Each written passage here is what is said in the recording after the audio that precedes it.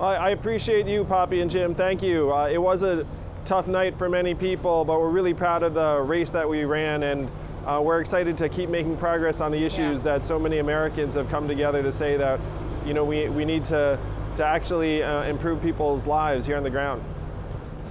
You know, I saw someone, I was at the bookstore yesterday in Brooklyn, and a man was in there with his daughter, and as he was walking out of the store, he had a math button on the back of his hat. And it made me think about you. Obviously, you've changed, I think, the party, you changed the race. What do you think you left it with in this process? Well, I hope one of the big lessons that the other Democratic candidates take from my campaign is that we can't just run against Trump. We have to run against the reasons that got him elected, that he's a symptom of a disease that's been building up in our communities for years, and we have to get to the harder work of curing the disease.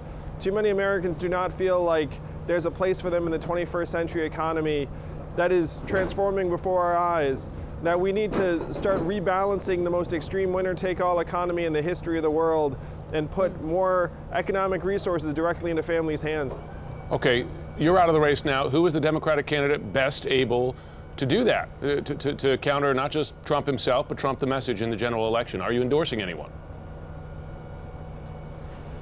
Well, right now we're still obviously reflecting on our own campaign. I'm already on the record saying I will support whoever the Democratic nominee is, and this process is very important for voters to make their voices heard and see what the direction of the party is. So no endorsements right now, though other candidates have been reaching out to me over the last number of hours, which I appreciate a great deal.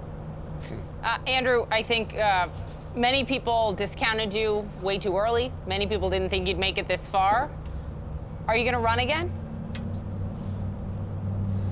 Well, certainly the problems that animated my campaign are not going away, and I'm not going away. You know, the Yang Gang's not going away. So the plan is to keep on pushing the ideas of this campaign across the finish line. So we're not going anywhere, and I would certainly not rule out running for office again. Okay. You're aware of the split in the party. You have your progressive candidates running, Sanders, of course, winning the primary in New Hampshire. You have more moderate candidates, and Buttigieg performing well in both Iowa and New Hampshire. Who gives Democrats the best chance? What kind of candidate? A left-leaning candidate or more of a moderate? To address the very problem you're talking about, which is, again, not just to go after the man Trump, but Trump and the forces that elected him.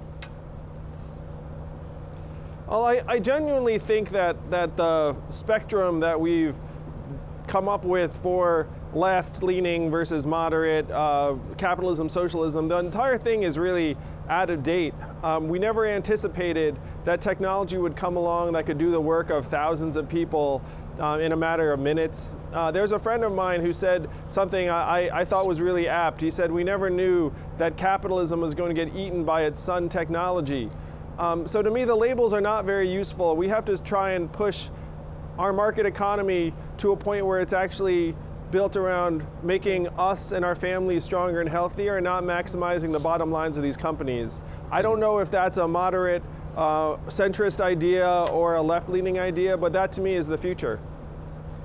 Andrew, how do you feel about the bottom of a ticket? Do you want to be a vice presidential candidate?